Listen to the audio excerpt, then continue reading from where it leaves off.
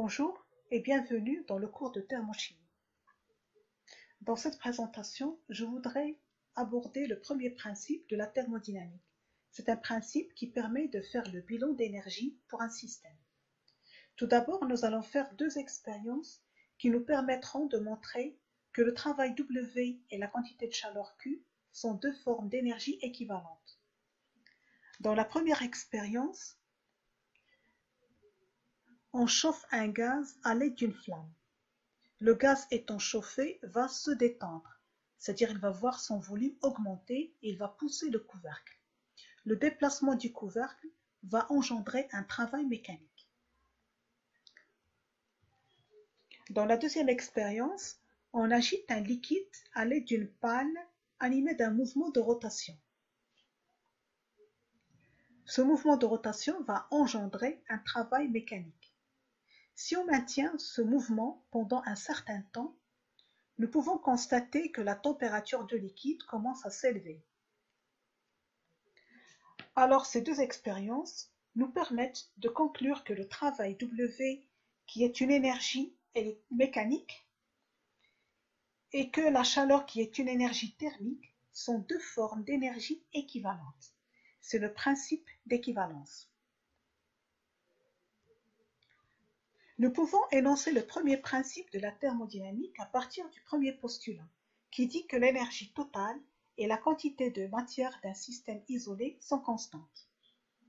Alors le premier principe est le principe de la conservation de l'énergie.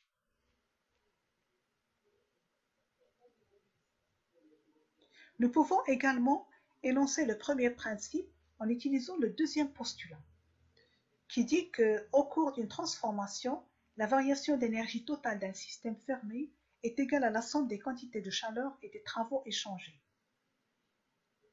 Delta E total égale à W plus Q. E total, c'est la somme des énergies potentielles, cinétiques et internes.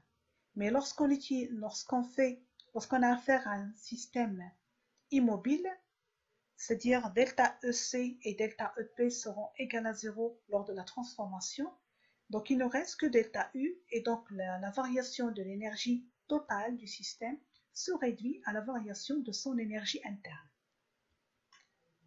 Alors donc pour une transformation finie, delta U égale à W plus Q, ça constitue le premier principe de la thermodynamique.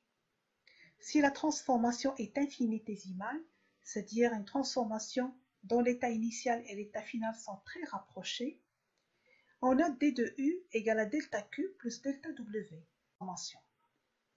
On écrit D de U car U est une fonction d'état. On écrit un D droit et mathématiquement c'est équivalent à une différentielle. Par contre, W et Q ne sont pas des fonctions d'état, on écrit delta au lieu de D. Ce ne sont pas des différentiels.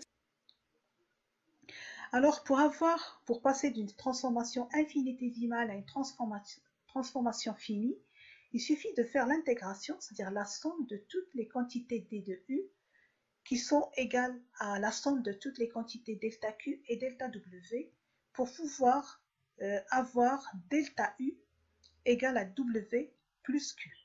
Donc l'intégrale de D de U, c'est delta U, et l'intégrale de delta Q, c'est Q, l'intégrale de delta W, c'est W. On n'écrit pas ici delta U pour W et delta Q, puisque ce ne sont pas des fonctions d'état.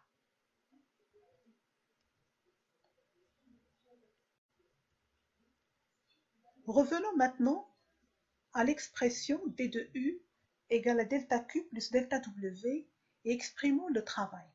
Le travail est égal à moins PDV, c'est-à-dire un travail de force de pression, et donc delta Q sera égal à D de U plus PDV. On a la différentielle de PV d'un produit comme pour la dérivée, c'est égal à la différentielle de V fois P plus la différentielle de P fois V. Et donc PDV peut être écrit sous la forme D de PV moins V dP. C'est ce qu'on va faire en remplaçant dans l'expression de delta Q. D de U plus D de PV peuvent être écrits sous la forme D de U plus PV. Alors on voit ici que le volume, la pression sont deux grandeurs d'état et I est une fonction d'état.